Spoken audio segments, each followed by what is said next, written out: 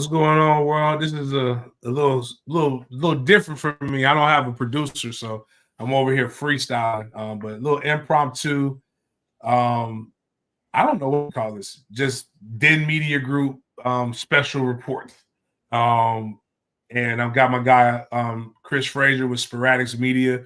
We'll have a few other people probably join us here during the time. So as always, if you would like to post your questions here, get the different things. I'm going to only add, this is, again, if you don't follow Big Games BS, you won't understand the terminology, but this is not, we do not answer whites questions in here. We will answer only greenies. And if you need to know what that means, when you type a comment in here, if it's not green, don't ask a question. If you would like it to be green, if you're on YouTube, go to the member section, join for $3.99, become a member. We will put that on there, or you can always use the super chat, different things of that nature. Donate to this. I know there are people who look to be offended, and I'm not trying to offend you. I am using, but I do use tongue-in-cheek humor. It is how I cope. It's my coping mechanism. But a question was asked on the timeline. I've said it numerous times, and that kind of sparked the entire this whole thing. And I'm gonna pull it up from my friend, the Candle Lady. I ain't gonna say her government name, but you guys know her. She has Fluid Candles. If you're looking for something for the holidays to get somebody in your life, listen, I am a man. I like things that smell good. Get a man a candle, get a lady a candle, all of that stuff, man. Go get somebody that she ships out. When I tell you, I would literally go back to having MFTK apparel if I can get her to ship it. I mean, she is like on top of that shit. Like, I don't like doing it. But we were talking, she brought up these kids need a financial advisor so that they can make better decisions. And I said, financial advisor don't have shit to do with any of this stuff right now. I actually hate when people keep saying that these athletes need financial advisors, because I don't think they do need it. I think they need better people to give them advice. And there is no financial advisor that can tell you what your fair market value is unless they're connected. And most of these financial advisors are not connected. And as I've gotten some more information on some of these situations, and first and foremost, I want everybody to realize it feels like, actually, I have the quote. These kids got to start talking to real financial advisors. I know it's get the bag now, but if they don't make it to the league, the bills on them houses and cars don't magically stop. I said fin advisors actually won't help this. They need people who can help their evaluation. And so what they need is civics to be taught back in high school. I see it every day. We talk about politics on our timeline, and most people do not know anything about politics. And we talk about capitalism, and our guys are not they'll not know how capitalism works, or they think it only works one way. If financial advisors are great once you have money and you have a consistent need. So, perfect example. Let's say we bring somebody in and we know he's getting a deal. He's signing a marketing deal. Let's say a 4-year, $150,000 a year marketing deal. All right, I know for 4 years, I'm going to make $150,000. Give me a financial advisor. I don't need a financial advisor if I don't know what I'm going to make next year. Perfect example. Let's say DJ Lundy hit the portal. This is no insight on DJ Lundy. Just an example. Let's say DJ Lundy made $50,000 last year through Battles In. I don't know what DJ Lundy made again. I'm just using this as an example. Let's say DJ Lundy would have entered the NFL draft and did not get drafted. What does having a financial advisor do for him at this point? Now, Chris, if you're hearing anything that's kind of false, you can kind of like let me know. But like, A financial advisor doesn't do shit for you if you're broke. Like, you literally can do all of these things by yourself. What you need is you need discipline. But again, you need money to have discipline. Matter of fact, I've just texted one of my business partners who I do events with. He's the one who gave me the greatest game ever. He said, James, you know how I learned how to budget $1 million? I was like, how? When I made $1 million. You know I learned how to budget $3 million a year? How? When I made $3 million a year. And he does have a financial advisor, but a lot of people are giving advice for things that they've never been in. Now, that has nothing to do with why we started it. Fair market value is this. And it's free agency in the NFL. In the NFL, you have an agent. The agent goes and he does things like try to get what you need to, like, all right, if the Texans need a wide receiver, I'm going to shop you to the Texans, the Bills, and the Dolphins, but you play for the Jags. The Texans, the Bills, the Dolphins say, I need X amount of money. Or they have X amount of money allocated to this position. And now, okay, but the Texans offered you $1 million. Okay, you go to the other team. We have $1 million here. All right, we're going to give you $1.5 million. All right, we got it. And then the Jags will come to you and say, you're not worth that to us. Real life example, former Florida State Seminole DeMarcus Walker. DeMarcus Walker wanted to make $2 million a year from the Tennessee Titans where he was at. They said he wasn't valued at that. So he went to Chicago and got what he felt he was valued at. Mind you, now the Titans have to replace that guy. You know what the guy they replaced him with made? About $2 million a year, who left the Jaguars, who the Jaguars didn't value that position at that, who got somebody for 1.75. That's how free agency works. And a lot of FSU fans, a lot of college football fans, you don't cover the NFL. So this is new to you. It's scary to you. It doesn't make any sense. But I will say a lot of these guys are going into this process a little blind and probably with guys who do not have the connections. And what I've said is this. For most of these kids, actually for a couple of the guys, for whatever reason, my friends in college will call me upon the rumor that a kid hits the portal. Actually, that's when I know some kids are popping. A couple of these guys have not gotten a call because I could probably get a hold of some of these guys.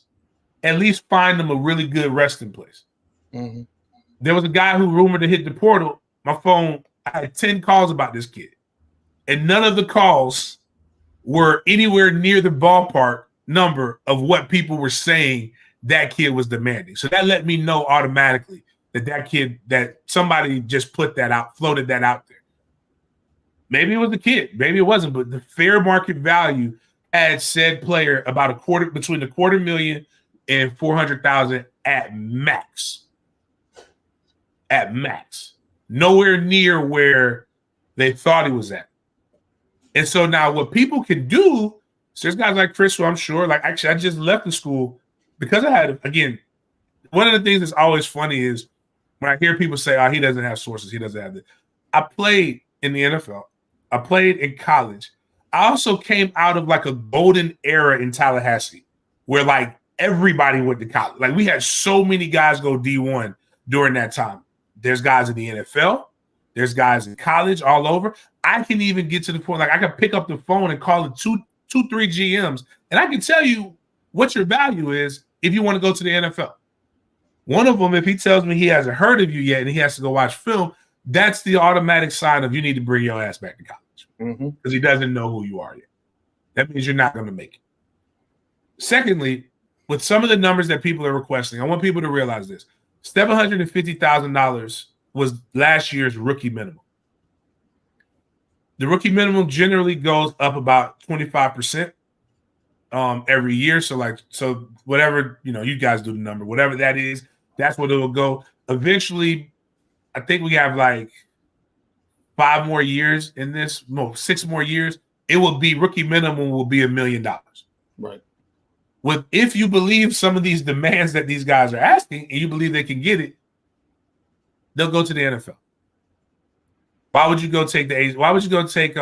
Carryoff's Fear of Death and Dying class and worry about finals and worry about practice and worry about all this stuff when you can just go play ball. You know, you have to because there are things that people have to do for these marketing deals that the kids are getting. Like you got to go do your community service. You got to do all these other different things. With NFL, you can just lace them up and go out there and play. Side note, we'll just use a guy like Bryce Young, for example, right? Bryce Young's rumored to have made over $1 million at Alabama in a marketing deal. Did Bryce Young was the first overall pick, right? Mm-hmm. Did he all of a sudden become less marketable when he went to the NFL? Or did he maybe not make $1 million a year? I won't go with the latter because you would see a lot more Bryce Young commercials. We would see a lot more Bryce Young this. You'll see a lot more things happening if the money were what people think it is. I'm not saying he didn't get paid really good money. I'm just saying that deal should carry over to where now you're one of the top, whatever, somebody do the math, 32 teams times 55. Whatever that comes out. Was that about 2,000? You're one of the top 2,000 people in your profession. Mm-hmm. You should still be making that money. You know what NFL players don't have compared to everybody else? Marketing deals. You know what NIL is? Marketing deals. You know what America has never done before? Like never. If you can point me to a time in American history where the elites have been so philanthropic that they just give people money without having any ROI. I don't know. Every penny I give away, even this book, you think these book bag drives and these Christmas gift things don't come with some kind of penance? I know what the hell I'm doing. I'm getting on the news. I'm doing something. Somebody gonna best believe I'm leaving here with something. Mm-hmm. But I say that to say that if you really don't believe everything that we read when it comes to this. Some of it is literally the kids are they're doing what they feel is best for them, ignorant to it. Oh, my bad. I apologize. Thank you, Tristan Jamal Grant. ROI will return on investment. But I get what you're like. But yeah, I didn't say what ROI. My bad. I'm using words that I feel everybody should know, but ROI means return on investment. If you want a real funny joke, men go to the Caribbean and pay $40 because they want something. Mm-hmm. That $40 is they're gonna get them a return on it. They're getting a piece of something. Ladies, if you short on some Christmas money and Big Papa comes over there, we call it Backdoor Santa. There's a song called. If you don't know, go listen to what Backdoor Santa is called. And they leave him with something. They ain't just giving you ain't nobody. Don't believe the internet. They ain't just giving you money just because you're pretty. Like they want something with that prettiness. I got my guy George here. We'll bring George on here with Renegade Report. What's going on, fellas? Nah, I don't want that. That's too much of me. Not enough of y'all. Okay, there we go. Right here. But yeah, so I mean, really, the reality of the situation, guys, is that some of these guys are trying to get proper representation, but I don't think the representation understands this area to where they can get the call. I go back to the NFL example. So the reason why you like the agents that are connected is because they can pick up the phone and they can have a conversation with somebody that's more of a peer-to-peer conversation as opposed to a business-to-business conversation. So like when I'm talking with some people, like, hey man, what is this guy really worth? Real story. Exactly how it worked. Hey man, such and such say leaving, man. What do he say he want? I said, man, I don't know, man. I said the rumors say that he wants like 600 or something like that. Hey man, if such and such leave, what you think he is? Oh man, we started out at 250. He said he wants 6. Man, we'll pay him 5, but we ain't gonna start there. Go to 250, and then because if we start at 5, he gonna want 7. Mm-hmm. All right. Hey, if you can get a hold of him, You know, you see, like I'm dead serious. Like that's what like they're in these rooms and they're talking like that.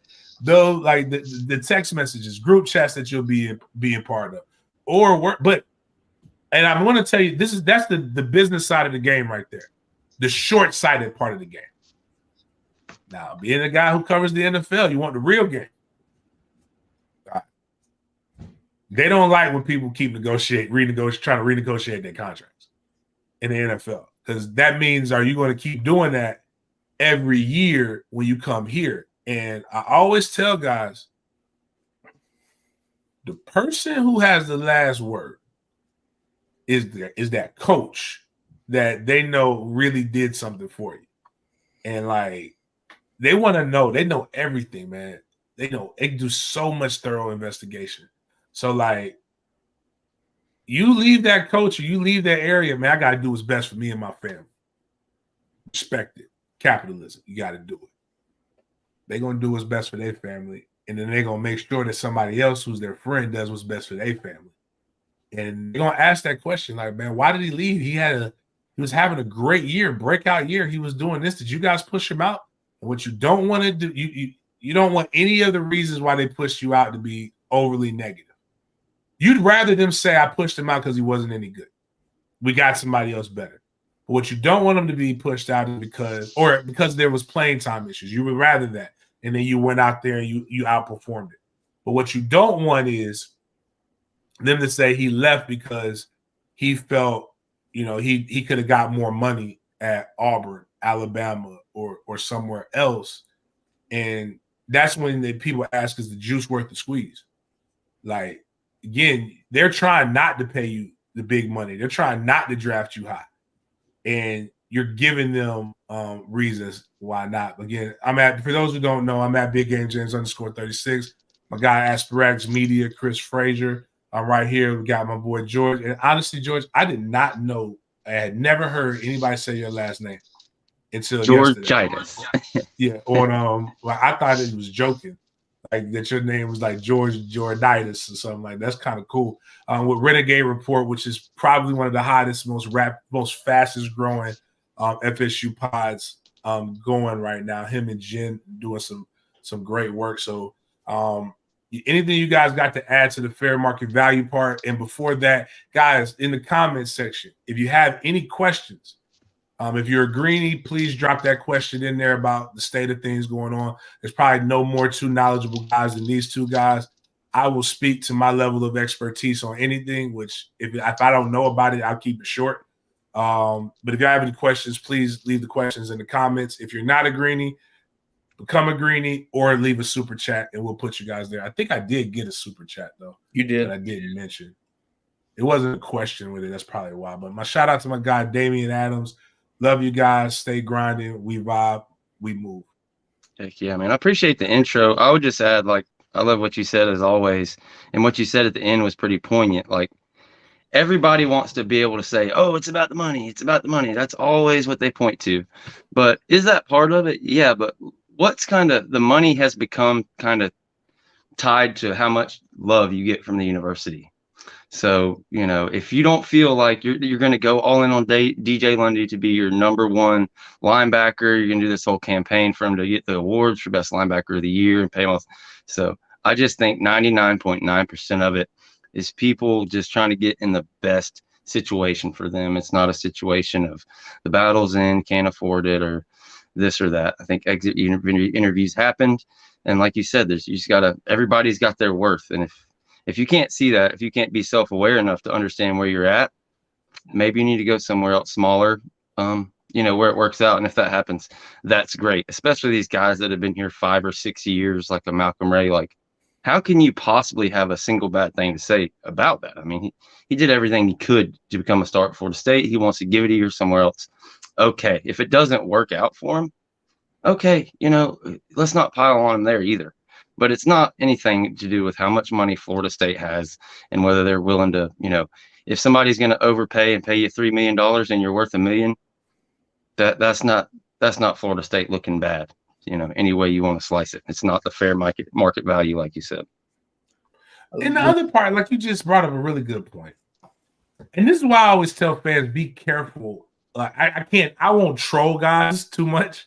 Because what if they become a Jag? Like, I'm not finna bash who's my guy? The defensive end for Miami that's really good. Bane. Yeah, Bane. I'm not bash Bane. I'm probably gonna want Bane to be a Jaguar. It'd be a great interview. Like, imagine you spent 4 years trashing somebody, then they play for your favorite team. Like, Right. just, a lot of it just chill out, because you don't know. But like Malcolm Ray is, like I actually joke with somebody. I don't know Malcolm Ray's situation. I do know Malcolm Ray hasn't played very much. And I don't think it was about money. I think it was about, I just want to play. And we're bringing in guys right now that are committed, that are really, really good. And, others, we've got the 4-star D tackle from North Carolina that we had commit last year that nobody's even talking about. I'm actually excited to see what he'll do. I just remember what his dad is about as wide as a door and tall. So I know what when you see a dad, you see a parent, you're like, oh, I see the future. So Malcolm Ray just wants to play. Like, where's the beef in that? And to have KJ Sampson, thank you, Primo. George brought this to my attention. It made me laugh. I chuckled on the inside. I ain't even gonna lie to you.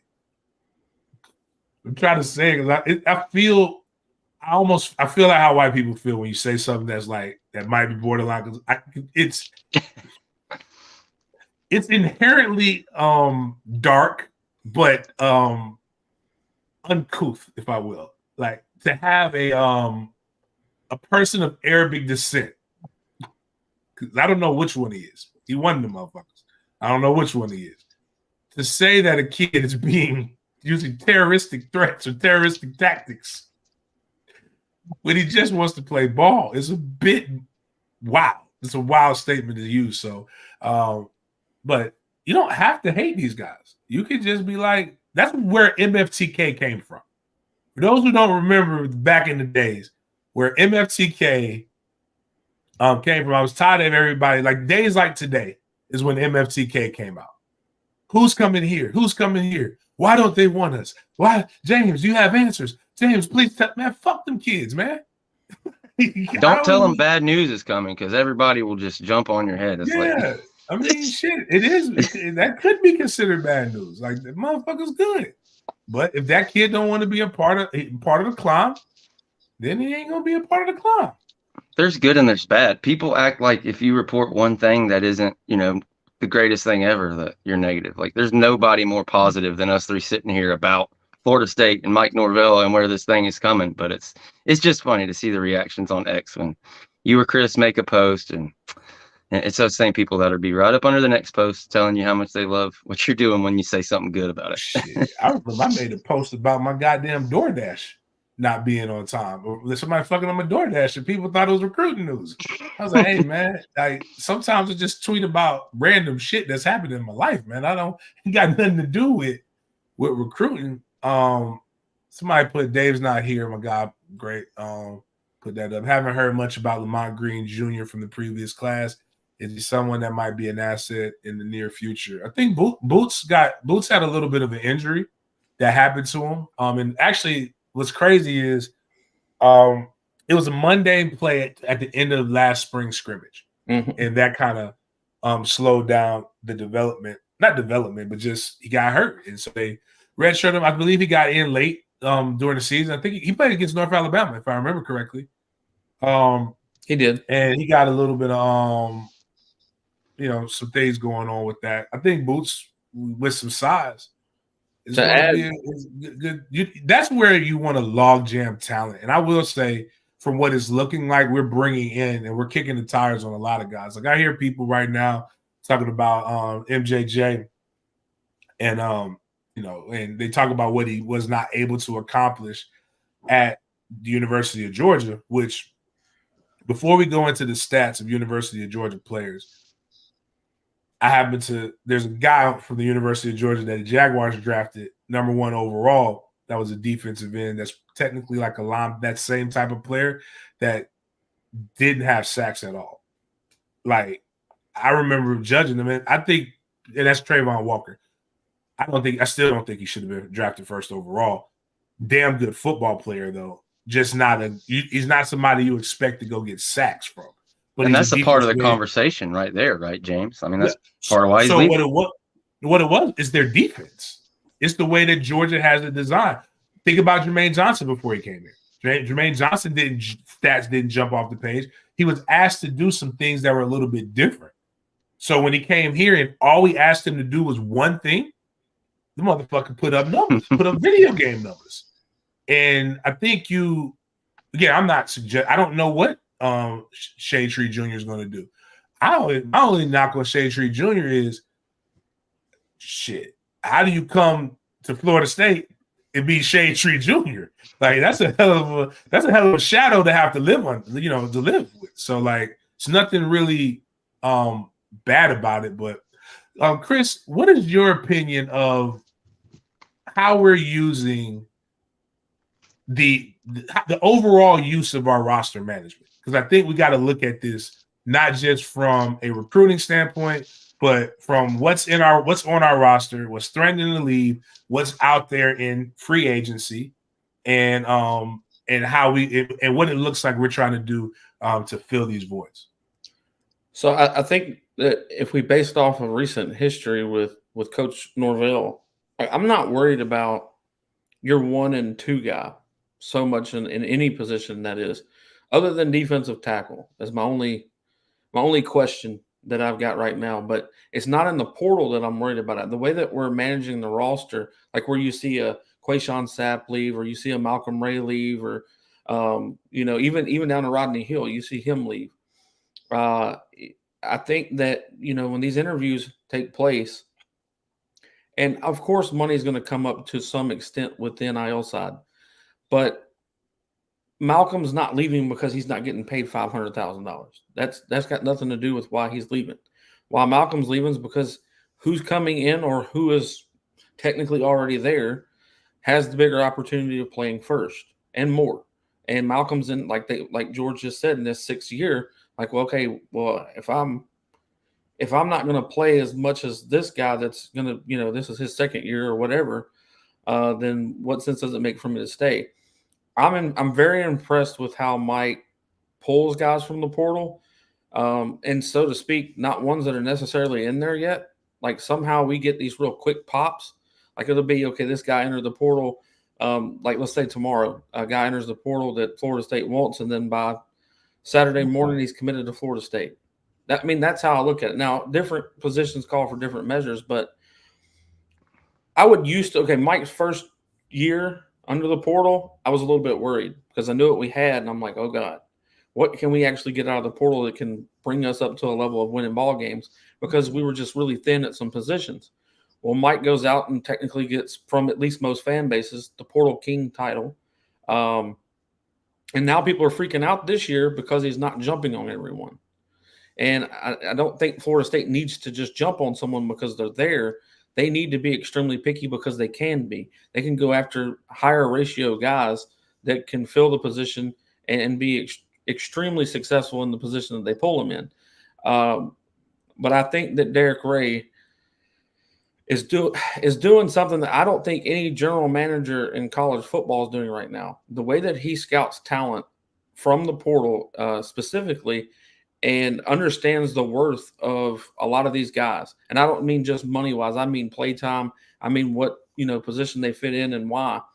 So I'm really impressed with Mike, and I'm really impressed with, the position coaches. But the guy that I would have to say that I'm most impressed with right now, especially when it comes to the portal, and we're not just jumping on people because he knows what we can get and what our team is worth. So, it's not just a one-way street. It's not just, hey, what can the school do for the player, but what's the player going to do for the school? And as far as in between the lines, what are they going to do and why? Are they, expansively more than this guy or that guy? So I think that the way that Derek Ray is doing things, I'm a huge fan of.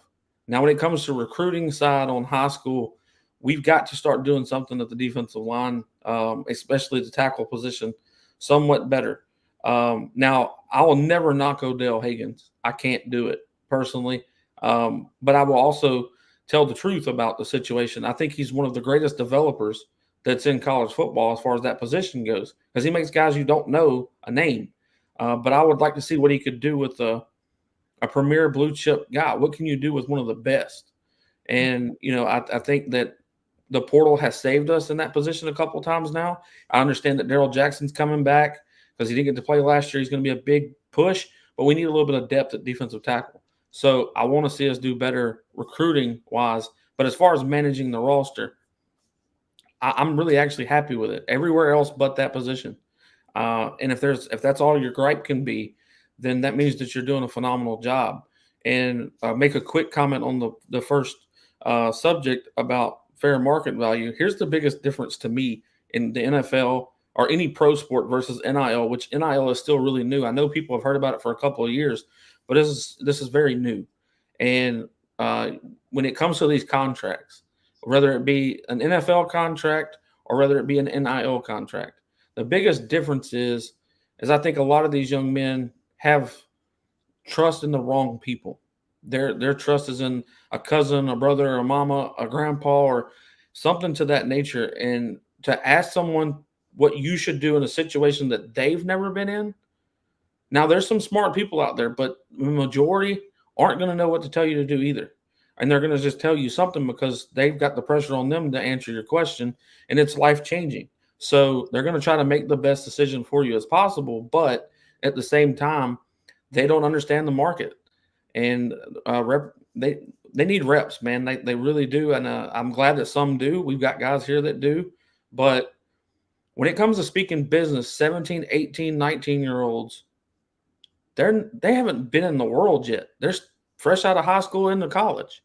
They don't know the world of business for sure. The market, that's a whole nother task within itself. There's people that have ran Fortune 500 companies but did not understand the market at all and end up getting replaced because they don't understand how this works. So I look forward to the day when NIL is more set up, or even college football is more set up like the NFL, in all tasks being play, as far as the scheduling, as far as playoffs, as far as them having reps to really be in between in the middleman and understand, hey, this is what you need, and why you need it is because this is what the market says you are worth, before you listen to a vague comment over the phone with some other player or some other position coach at another place saying, oh, no, we'll do this.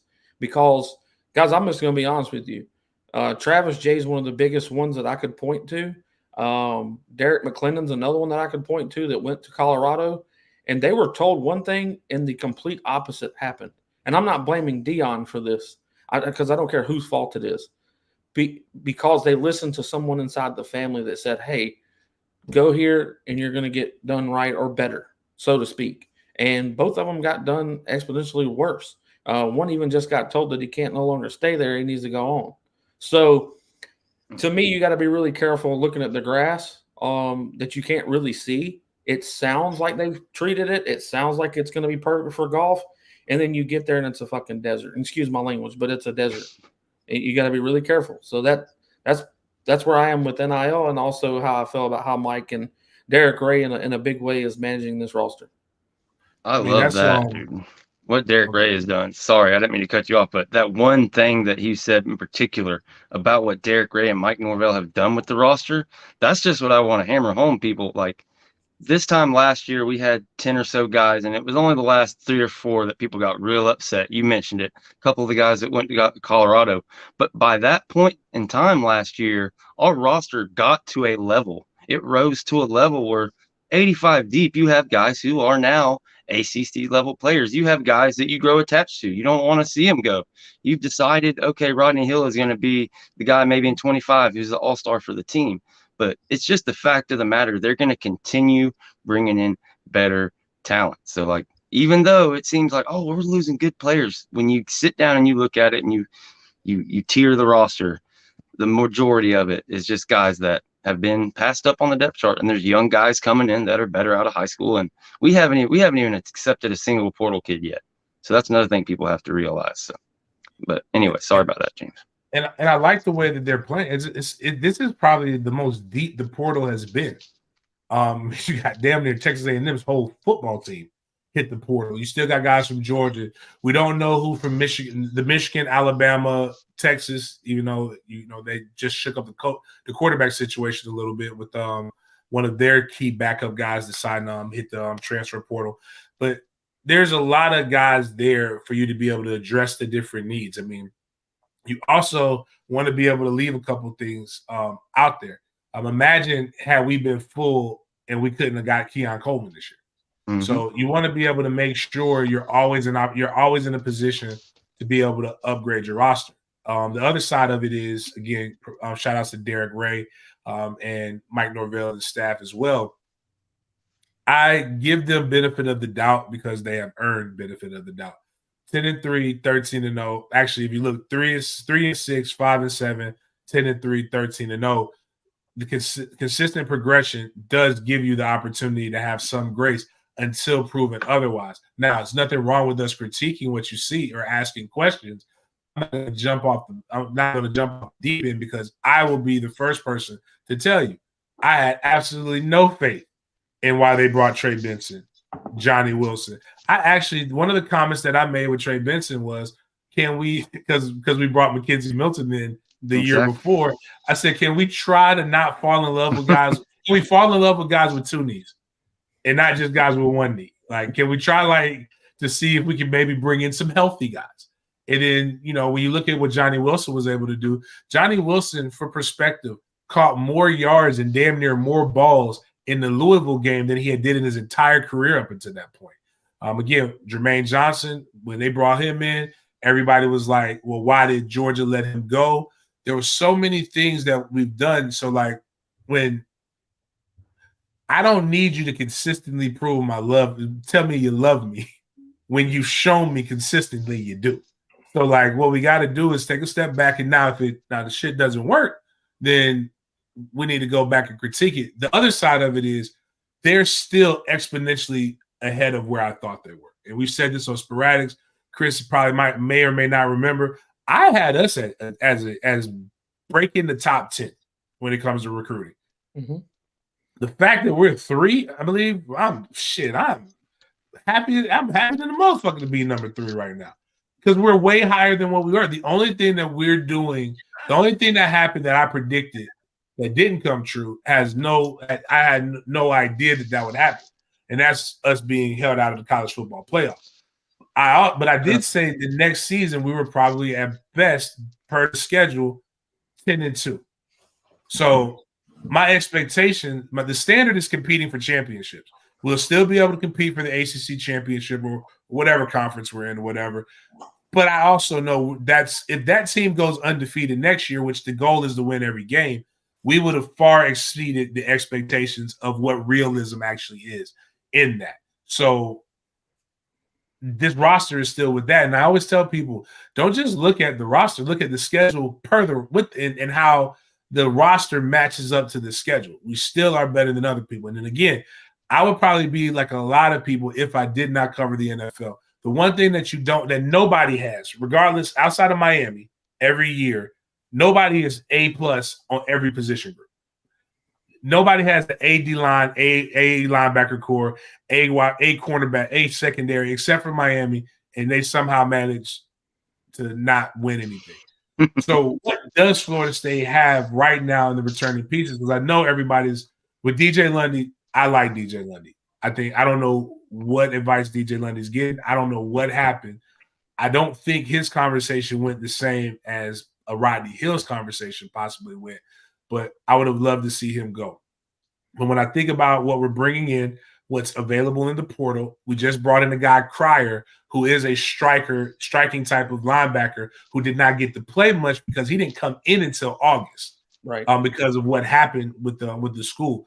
You've got Cryer, we got Blake Nicholson, we've got young 3-6 Omar Graham Jr. We've got, I'm trying to think of some other cats. We have enough to be able to go too deep. Now, I always tell people, what kind of defense does Florida State run?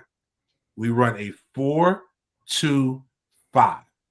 we do not have the space to have 10 linebackers in a room when you run a 4-2-5. So you recruit, or you're going to look like we can do what the University of Florida did, but look how it's ended up for them. Who are they keeping? Chris probably remember the first thing I asked: how the hell are you going to sign 5 linebackers in one class? Somebody's going. I didn't think that it would happen like this.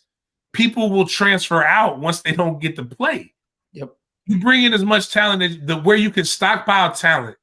And I will say the D tackle, but we got Farmer coming back, at least for right now. Briggs announced, right? My guy Josh is going Josh. Like, that's just what happens. We all have the other side of it is just treat it like family. We all got that family member that's gonna push the button. We know Jackson can't leave. But we have Jackson. I think your 1 and your 2s are really where you got to be tremendous at anyway. You know what happens when we're on our third? Like, people were talking about, remember safety was the crying position earlier this year before the season started, and it worked out. And one of the comments I said, if we're on our third string safety, we got bigger issues. Yeah. Like, there's no way to recover. Like, for people who don't realize, look at how bad we looked offensively with our third string quarterback. Third string doesn't get the position, doesn't get the reps. They're third string for a reason. That's why you want to go to the bowl games. That's why you want to go to spring, so that those guys can get more reps. I think we'll be fine there. And I forgot who we got the young man that everybody thought was sorry, but ended up being one of the premier linebackers in South Florida this year that we got commit early. And we're still looking for some other guys. So if the linebacker core is where we're weak at, we'll be strong in the secondary because our back half is way better than it was at this point last year. Our corners will be good. We'll still be good in the upfront part in our interior with Jackson and Farmer. We saw that. And in our defensive ends, now we do have we got Pat Payton. He's happy right now. We do need to find somebody to step up on that other side of him. But one thing I'll give JP the benefit of the doubt on is when he does bring somebody in the portal, they do stand up. They do some different things. And I think we can be relatively good there. You want a guy with our linebacker core. If you look at Bethune and nephew Deloach, you want a thumper and you want a guy who covers. And I think Cryer could be your thumper. Nicholson could be your guy who covers. We'll see how those things go like that. But I definitely know Lundy left a lot to be desired in coverage at times. And we'll get that. But offensively, we still got to make sure we get that. I think the quarterback position will work itself out when it comes down to guys getting reps and knowing what to do. So, yeah. So anybody have any questions, please leave them in the comments. Good dialogues going on there. You guys are entertaining yourself. Next time, we're just cut us 3 on, maybe put Jen up there so they can have something a little bit better to look at, and then just let them just give people a space to just type, because they're doing a damn good job. I will say that they finally came out with, but I'm sorry, but I keep getting told I don't know what I'm talking about, and it pisses me off a little bit because people we put out too much to say I don't know what I'm talking about, or for James to be told he doesn't know what he's talking about, or for George to say he doesn't know what he's talking about. So Armando Blunt is no longer visiting Florida State for an official visit this weekend. That's where I said I want to see defensive tackle position recruited better. This is the reason why. Not just Blunt. He's not the only reason. He's a good reason, but he's not the only reason. But I'm not – look, the last time I came after a coach, which was Coach what's his name, the tight ends coach here at Florida State? Chris Thompson. Me and James went in hard about the damn tight end position. And then the next couple of days, then we start Landon Thomas, and we got this kid. I was like, well, shit, I'm not going to say nothing bad about another coach because they start doing this. But everybody's worried about LJ McCray as well. They keep saying that he put out a post that in a week he's going to be a Gator. Possibly not. I mean, look, he also retweeted the picture in the in-home visit with Mike Norvell and others. So look, am I telling you we're getting LJ McCray? No, I'm not. Am I telling you we have a chance? Yes, we do. But we have to amp up on the defensive tackle position as far as recruiting goes. But that doesn't eliminate what we can get out of the portal, which right now we're really good at. So it's not the end of the world. I just hate if he does what I think he's going to do. I just hate the fact that a certain team gets somebody good. That's all. It's more so of who they get. Not that we're losing him. It's just that they're getting him. So it is what it is, but he's not no longer coming on an official visit. I am not worried about KJ Bolden. He will be here this weekend as well on an official visit, and multitude of others. There's like 8 or 9 guys doing official visits this weekend. So it is what it is. Man, James, I love what you said about the third string guys. Because like nowadays, you can't, like, you're not going to keep a third string guy here that's like a 3rd and 4th year, 5th year upperclassman. They're going to go somewhere and play. Like James said, they're third string for a reason. So your best thing you can hope for is for that third string to be a first year true freshman badass out of high school. And that's where we're heading. So I love it. I mean, that's all you really can do. I just think sometimes we just want something to be like you're proving Kirk right. Like when we bitch about everything, like bitch about what we need to bitch about, but like, goddamn, like as I asked him, because I don't ever want to be that guy that feels like I'm downplaying people, right? You know what? I won't say any specific. In the comments right now, name me the iconic play for one of the D linemen that you are upset we're losing. Oh, the play that you'll remember for the rest of your life. And you there is not one that you'll just remember. Like, so like, you know, out of the 100 and I believe close to 190 yards that Rodney Hill made, which one was your favorite? Which run was your favorite? That you'll be like, damn, you know what? All right. And you know, it stinks when it comes to the high school stuff, like with Blunt. And again, man, this shit is weird, bro. Like, Blunt could go down, somebody could have a conversation with him, and he could still sign the national letter of intent to Florida State. Mm-hmm. And we'll all be happy and blah, blah, blah. And normally I would say, like, you can't keep missing on these high school kids. I prefer because the teams that are really, really good, like when I look at Georgia's going to sign the #1 class with 30 kids in it. Ohio State's going to sign one of the top classes there. Like when we did the numbers, on average, the top 25 has 20 to 23 kids, on average, 20 to 23 kids that are going to be signed in it. So, and Florida State is still on par to do that. But with the transfer portal, you have kids who maybe make a decision, and then when they're having the second thoughts, they come back. Marvin Jones Jr. Marvin Jones Jr. was a part of that signing day class that made a lot of people like Twitter famous. And remember my guy, I love my guy. What's his? Actually, I said I love my guy, then I forget the name of his fucking pocket. My guy Sam. And Sam did the Twitter Spaces, and at the time, it was one of the largest Twitter Spaces that they had ever had. In fact, Mike Norvell showed up to Sam's Twitter Spaces. I don't think Sam can go back to Florida State. If you could go inside that, I could bring anybody to Florida State. Probably I can't bring Sam to Florida State because that was wild. But Sam did that, and everybody was mad because we missed on Jordan Travis, we missed on Marvin Jones Jr., and we damn near missed out on Armella for a second. Mm-hmm. But they had to circle around and said, bitch, we're not missing on everybody. But now you got guys who are having second thoughts. And you never want to like bash the relationship because kids are kids. And I think Chris brought up one of the better points, and it happens with recruiting. It's happening now with people understanding their value and the valuations, is that you're listening to people who have never been in this situation. And Yeah, my bad. Travis on that. I said Jordan Travis. My bad. I always be doing that. Who've never been in your situation before, or the situations have changed. Recruiting is not what recruiting was when I was in high school.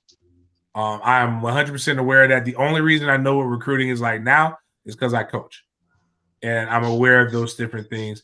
And a lot of these kids are getting told stuff that just is wild. Like even they're getting game spit on them. It's no different than when you're at the bar and you're, whatever, you're the janitor at the high school and you say you're the principal. And next thing you know, she shows up to surprise you with lunch at work and you're mopping the damn bathroom. what did my guy it's the say? same thing with these coaches. Like it's not always greener, but just because your uncle is a Dion fan and thinks going to Dion is just going to make you into the number one DB in the nation, it's not how it works. But yeah, man. I think the guy, and then there's a lot of pressure, especially when you want to decommit. Like actually, it's funny. Like, so for people to know, like, as bad as we think our fan base is, for a kid to want to decommit, like, we obviously aren't worse than other fan bases. Like, I've heard some kids from some rival fan bases, like, man, I would decommit, man, but the way they be coming at me, man, in my DMs and stuff, man, I'm scared to decommit. And I'm like, damn, man, I thought we were rough. People telling us to take it easy on Kurt, and they don't know that other fan bases are threatening kids' lives when they decommit. So all that being said is that we did get, I do believe, this is my belief, and I'm sure I will hear about it if I'm wrong or I'm going to be told I'm wrong, but I do believe in some of these aspects we might have got out recruited. It wasn't a money thing. It's clearly a thing where they just believe the one group better. And I can't tell the kid yay or nay. All I can tell them is be blessed and try to find the next one. But when people say we can't keep missing out on high school recruits, I want people to realize what the Ray Norvell strategy has been up to this point. We do not take a lot of one and dones. We take guys with 2 to 3 years of eligibility left. So not saying Blunt is leaving, but using him as an example. If Blunt were to come in as the 5-star prospect he is, and he's able to achieve everything that we believe he was going to achieve, he would be a first-year contributor, unless he's like Bain. But I don't know if a guy who can reclassify, who's reclassifying, is going to come in like that. If he is, then that motherfucker's a man-child. But at worst, on average, most guys are first-year contributors, and then they're 2-year starters. And then they're leaving to go to the NFL. If you can just eliminate the first-year contributor part and you get a 2-year starter, did you really miss out on not signing the top prospect? If the who's the corner that came, that number 23 for us this year? Cypress. Came from Cypress. Yep. If Cypress is a 2-year starter for you, did we miss out on not signing the top 5-star prospect, or did we get a 2-year 2-time All ACC contributor that will probably be drafted pretty high next year? And look how good the staff did. Guys like Jerry and Jones, who even myself was hard on his first year.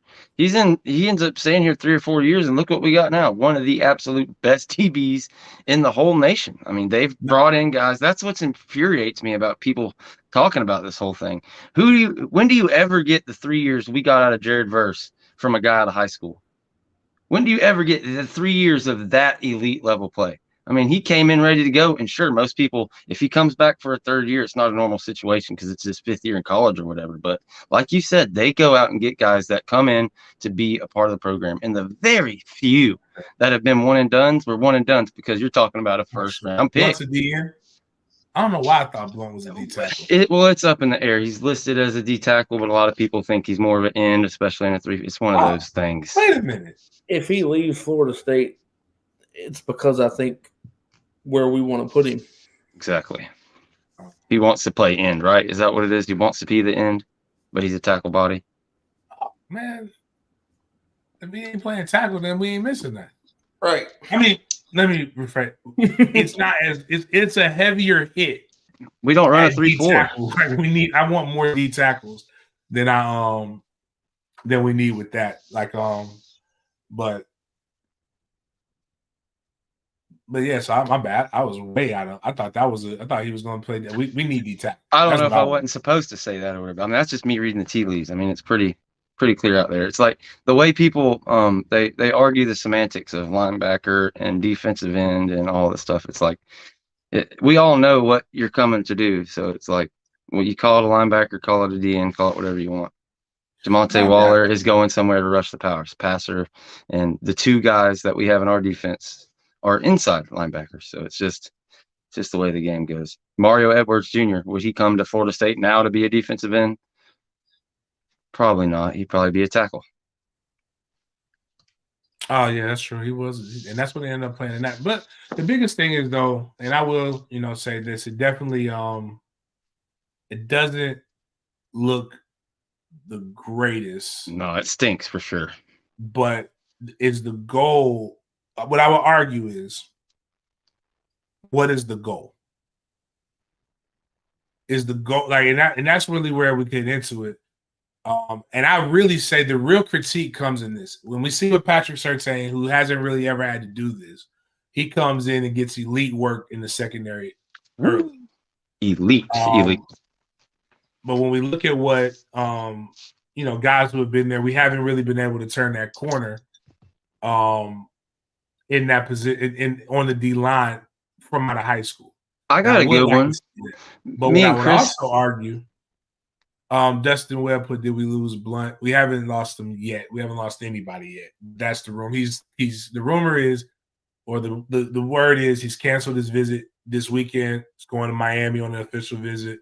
We will know more as the time comes. What I'll ask is this in the comments, and anybody who wants to and I think Zoe, he's a whites only, but he brings up a good point.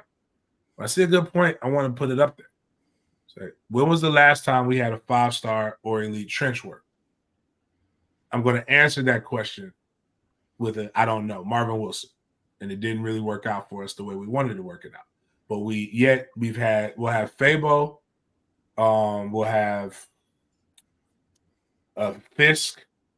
We've had numerous guys get drafted relatively decent, who were all not 5-stars, and which I don't think that's necessarily the problem. You need to get those.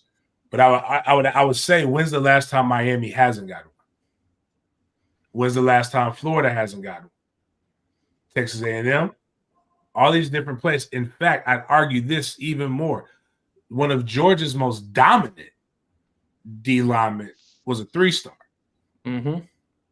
And I'm not saying that you don't need the elite guys. What I'm saying is, what is the goal? Is the goal to be the best high school recruiting team in the nation? Miami. We'd be Miami. I'm not trading places with Miami to go be the best at recruiting little boys when the game has changed. You can't argue that. Like, what we saw again, Miami played Louisville. Matter of fact, apples to apples. Miami played Louisville. Florida State played Louisville. Florida State played Louisville without a quarterback. Which D-line looked like they recruited the elite high school talent? Facts.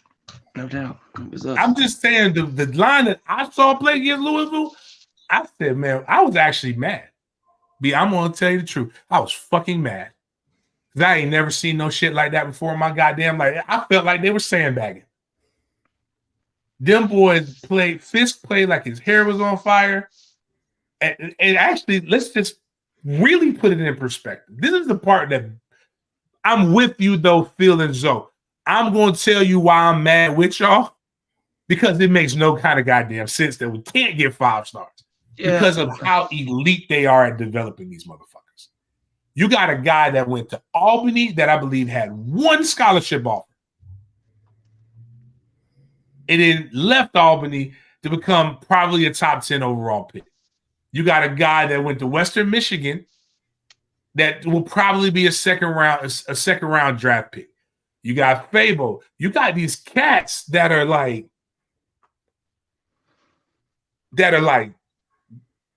Like it's wild. It should be a thing when I walk into a room. I'm JP. I just whip my thing out and say, Alpha Male Jacks here. I'm working with a Fuller D. Yeah. And people say, you know what? I'm rolling with you. I just say Jermaine Johnson, JJ, Jared Verse, HNC Defensive Player of the Year, Patrick Payton, and you should be able to get that. I'm with you. And I that doesn't make any sense. The only thing I do see is that we will find the pieces that fit and develop. But goddamn, I am with you when you say that shit sucks. Like the only like I'm not even really. I can't argue with you that sucks. That doesn't suck. I'm just saying that we figured this. Like we have obviously figured some shit out, but it would be a lot less stressful if we could just go and say, you know what, let's do. It's easier. Like, can you survive eating ramen and work out? I did it in high school and became an elite athlete. But damn, it would have been cool to eat some steak too. Hell yeah. Me and Chris had a pretty. I'm sorry. Go ahead. No, go ahead. Me and Chris had an interesting conversation about this earlier, about kind of like that. And I think, you talk about Papuchis, he's done a good job. And we talk about Odell, you don't want to ever say anything bad about him. I think both of them could work and be part of an elite duo. But I think the kind of issue you have is you have Odell, who's the old head and just not really, he's not on this crazy new wave like a Patrick Surtain coming straight from the high school game. But Papuchis, he's also like, he's badass at what he does, but he's not that, he's like youth minister of the church. He's not that, that swag guy who's going to go out there and get those crazy people. So it's like, I love Odell and what he does, and he is crazy at developing them. Like you said, these guys, the development that both of them done is unreal. But it's like you've got two developers, and that's just kind of what it is. It makes it hard to go get these blue chip freak guys, So I don't know what the move is, but like you said, through the portal and everything else, what's the goal?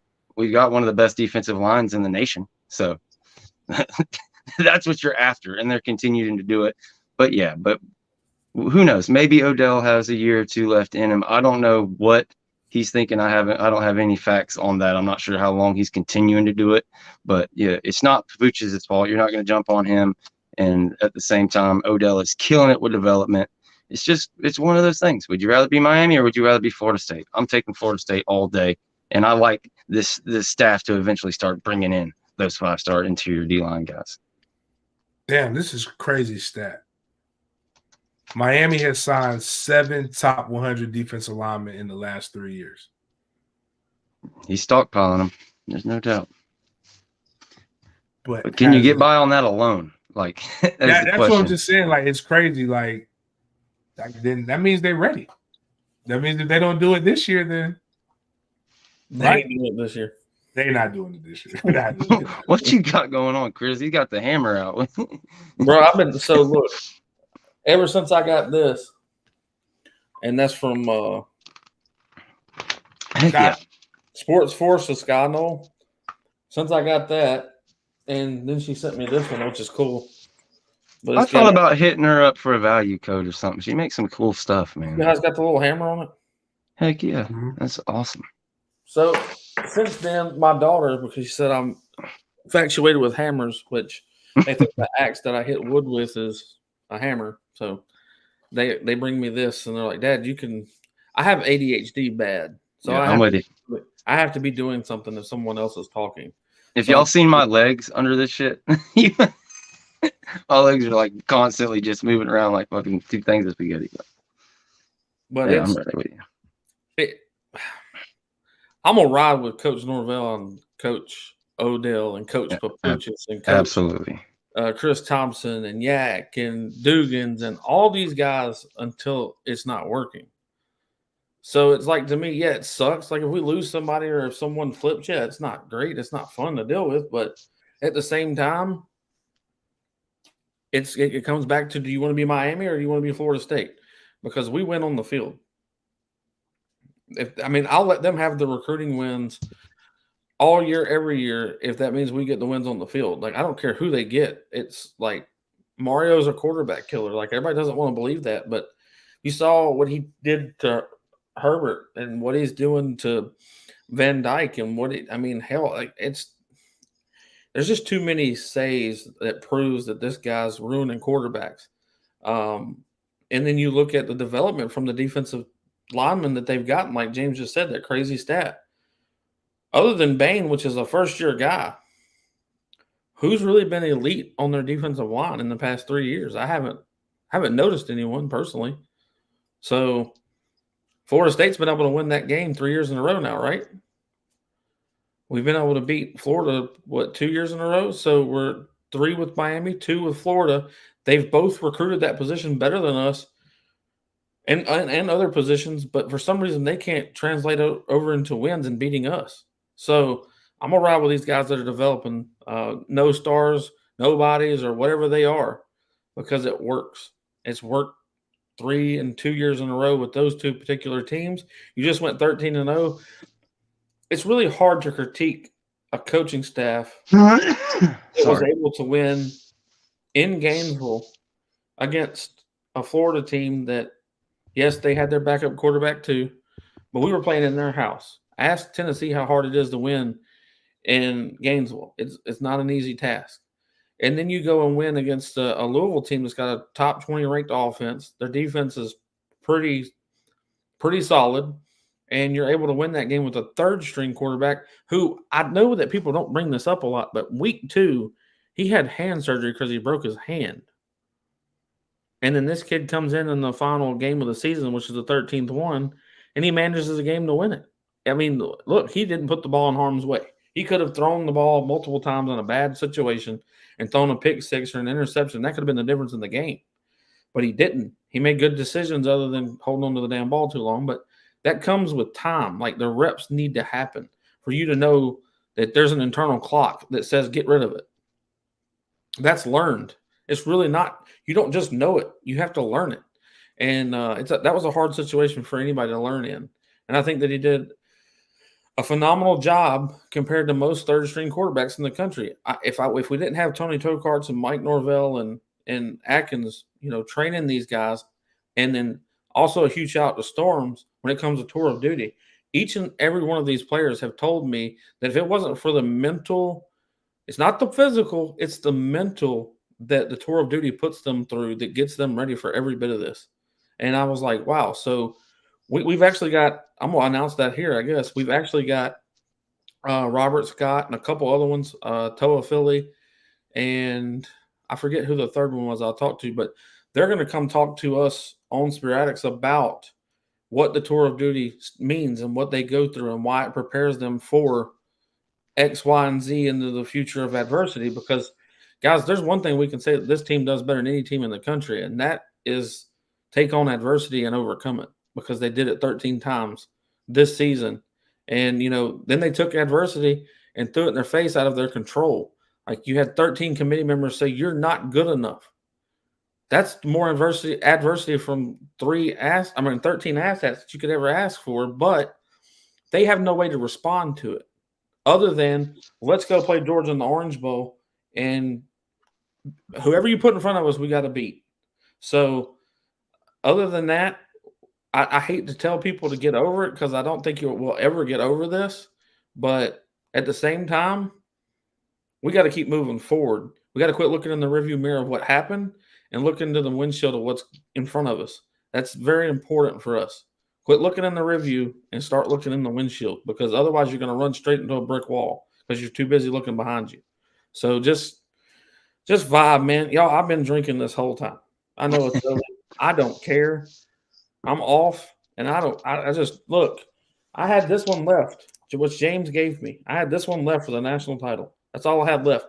Till James gave me cigars, I've never smoked one. He gave them to me, and now I can't stop. Besides this one, I can't do this one because I said I was going to do a national title. So now I have to go buy, or I had to go buy more. So, yeah. This is why I'm going to put this right here. And this is not to pick on my guy, Zoe. But, God, what the fuck are you talking about? No, what are you talking about? Just when people, this is what I was saying on my show on Monday. Why the national media said, like, in its essence, all they did was repeat what we've been repeating all year. We just didn't like hearing it from somebody else. Mm-hmm. And all they're doing is this game doesn't matter. This game doesn't matter. This game doesn't matter. All the players are doing, in theory, because I don't know who's really opted out outside of the guys who hit the transfer portal, which statistics show Georgia has had just as many hit the transfer portal. And it just shows me that people don't look at other people's stuff. Like, if we don't believe in ourselves, why would somebody else believe in you? I mean, we're literally looking at signing Georgia players. Like, it's like, what's wild is, and I'm not mad at them. I mean, I get it. Like, it does feel like we only follow one school. It does feel like the world is falling down. That's it. After you had a 13-0 season. But, like, you know, I keep asking people, which one would you do you want to trade? Like, I wouldn't trade anything with Miami fans right now. Like, I don't know what they do. They got fine women down there. Maybe that's what it is. I don't know. Mama can go watch them play at home. I don't know. But then when you're looking at the stuff that we're playing, like, the funny thing is, there was a Georgia Player podcast that I saw today. This scared me because it was all the truth. Kirby is not looking at this like it's like, because they called it the Mad as Hell Bowl. Mm-hmm. And Kirby is looking at this, you know what? I'm going to make a statement. Man, what you're not seeing is Georgia fans which they have every right outside of the recruiting part. They have every right to talk about, oh my God, who isn't hitting the portal? Oh my God, who's not going to be playing? Kirby's going to have his guys ready because he doesn't have to worry about anywhere near as much as the outside noise. And unfortunately, our guys pay way too much attention to what our fan base says. And I don't fault y'all per se. I fault the players for paying attention to what some of y'all say. Yep. Like, somebody put Rodney Hill's mom, like, oh my God, why they going that? I'm like, don't say no shit up there. Like, my mom never made no comments and shit. Like, you don't even know. I don't even talk to my family members on social media so that people can't get attacked. But, like, have some confidence, man. You might get our ass whooped. Two things can happen. You can win or you can lose. I think part of it, look, like, we don't know, like, we're not Coach Norvell. We don't know who, like, and it's not public knowledge exactly who all is going to be gone. So it makes it hard to break down what the UGA versus FSU team is. And you see it's all huge in the news, the 10 guys that are going to leave. So I think that's just kind of what gives people the perception. All they see all day long for weeks is people are leaving. So that's what they think. But make no mistake, they will get this together and they will, they're going to come fight. Just like, Mike Norvell's just like Kirby's going to get his guys ready. What have you seen from Mike Norvell? Have you ever seen him show up and not have a team ready to go? So I'm trying to figure out how many outside of the COVID year. I'm curious. We took some ass whoopers the COVID year when he didn't, but a lot of them were when he didn't coach. What was that? 2021 was the year post COVID. 2021. Mm-hmm. I'm just curious because what a solid ass whooping would be. When's the last time Mike just took? Because I'm going off 2021. I don't remember. We got 9 to choose from in the last 3 years. I know we took some of those. Obviously, that Jacksonville State one should be amplified. That should be whatever they won by. It should be multiplied by 3. I'll give you that. I didn't realize Rick Trickett is their offensive line coach. Where? Jacksonville State. Oh, Jacksonville State. Yeah, he had a kid All-American this year. I wonder if he was there when they beat us. I mean, that was wild. I didn't realize he was even still coaching. And I seen Clint retweet something. But But yeah, man. All that being said, it stinks. But whatever. The game got to get played. I would take this. I take it for what it's worth. I just told my friend Ricky, I don't make bets that I can't win. And I said, y'all still want to bet? You want to bet? But you want to bet the Miami game next year? And he was just like, you bet Miami. You bet for Florida State every year against Miami. I said, bullshit. I did not bet against Tag. I did not bet when Tag was there. Mm-mm. I didn't start betting that game till I didn't even bet the 4th and 14 year because I wasn't sure. Oh, I did. I didn't know Miami wasn't good, but I wasn't sure what we were going to do because we kept going back and forth between Disney Story and Jay Trav. Yeah. When Jay Trav was when I knew Jay Trav had this bad boy the whole time, I'm like, yeah, put the money down, lay the money. I'll die on the hill. Oh my bad, go ahead. You want to know what happens every year? I'm going to tell you guys a story. So a couple of these guys are on Twitter. One guy's name's The Man of Your Dreams or something like that. He came out talking heavy shit.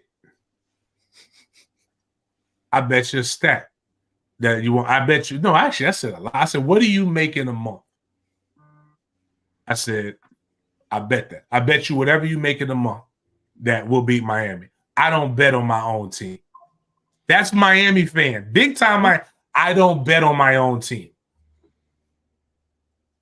They're very confident right now. All these different things. And so he says he bets on LSU. I bet y'all won't beat LSU. He bets me $500. I tell him I don't like betting $500 because there's no excitement. I don't feel any thrill. I need to bet something. The most I felt thrilled, but it wasn't because of the money. I bet like $25 on Prize Picks, and I had like the 6 prop bets, and I'm mad because I was close to getting like $1,000 or some shit like that. It was crazy. I almost got it. The guy bet me, and then when it came down to it, he didn't have the 500. He said, well, I'm going to bet you 250. I said, you know what? Fuck it. Whatever, man.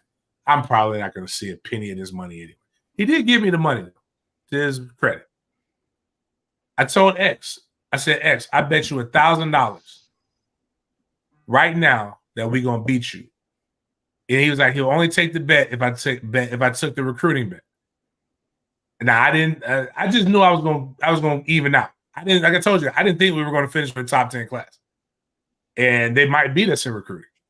But I took the $1,000 bet. You know what happened when that game came close? I'll tell you how confident these guys are that y'all are afraid of, and you say we're losing to. I can't bet the $1,000. I can't bet. I can't bet this on. I can't bet this on TVD. I can't bet this on that. I can't bet this on that. I still got you on the recruiting, but I can't bet you. Like, the fuck, man? He canceled all his bets, didn't he? Like, that was another guy that canceled all of his bets. Who is that? Somebody else canceled all the bets. This man had like 5,000 out there in the street. That's gonna come to me right now. He was. Oh my gosh. He had the spaces all the time. My point. You guys aren't mad about recruiting. We're ahead of everywhere we were supposed to be at. You're mad, Storm Groove is who canceled this bet. You're mad because you can't troll somebody because everything that you've seen has proven that it works. You're mad because you can't troll somebody about little boys recruiting. What doesn't matter? Nobody puts up banners of best recruiting class in the ACC. Hello, Texas A&M. They've been recruiting their ass off. Where's Jimbo Fisher? We do need, all I see was that it's like, damn, we need to do better. But then I'm like, fuck it. We're still gonna beat him. If that kid wants to go there and get his ass whooped every year, God bless. But it's about FSU. We want to recruit better, but you got anything else, Chris, besides the fact that we're gonna be on tonight at 8 p.m.? No, that's it. This will be on at 8 p.m. tonight. We'll go into deep details about what's going on in the portal, and we'll also go into deep details about some more Big Ten news that just happened today that I haven't talked about at all. And we'll talk about Blunt and KJ Bolden. Everybody chill out on KJ. KJ will be here this weekend on an official visit. I plan on him not leaving after the official visit. My plans are is he will be here as a Nole come Wednesday, which is early signing day. Let's go. What you got, George? Yeah, y'all check us out. We don't have a time. It's going to be around 7, 8 for Friday. And then Sunday, we have one locked in with Zach Smith of Minister Sports Podcast. So y'all just check us out over there at the Renegade Report. We're 20-something away from 1,000. Thanks for having us on, man. Yeah, James, we got to do this more often. I like going to your show. That's like, yeah. I just got bullied into doing it. I was just like, man, I'm traveling. I didn't feel like doing this shit. And then Candle Lady kept saying, you need to do this and answer it. You need to do this. You need to answer it. I'm like, I just fucking answered it on Twitter. And she was just like, no. And I'm like, all right. I just told her, all jokes aside, she doesn't want to have any more kids though, but I need her genes. I'm trying to help you. If you really want to help the recruiting class at Florida State, and you're a woman and you're over 6 foot, I'm even like, as if she ain't 180, she ain't a lady, to quote Shannon Sharp. Oh, I remember this conversation now. That's when I brought up Brock Lesnar's daughter, see if we could hook her up with somebody. We're just trying to breed, man. I'm just trying to help the recruiting classes. The only problem is we got to do it the old-fashioned way, just so I can make sure it works. I can set. I figured out the first time I made a girl. Now I know how to make boys. Right now, Chris still ain't figured it out yet, but. Lord have mercy. Softball team out, damn it. Oh man, you put a mean softball team out, man. But anyways, man, make sure we go check out Sporadics. Make sure you check out the Renegade Report. 23, we got to get my guy to 1,000 so he get monetized. I know for a fact he got to have enough views. His shows the last couple of weeks have been doing numbers. So check us out. I'm not quite 269. I'm a little bit less than that, away from 4,000. If any of you guys are struggling with Christmas money, once I get to 4,000, we're giving away $400 plus however many likes. So like right now we have 165 people viewing. We would do a live drawing on that show. If 165 people would have liked the show, the second place person would have got $165. So we give away money on that channel. Giveaways, check us out. Please share this with friends and let us continue to grow. And as always, guys, go Noles and have a great rest of your evening. Go Noles, baby.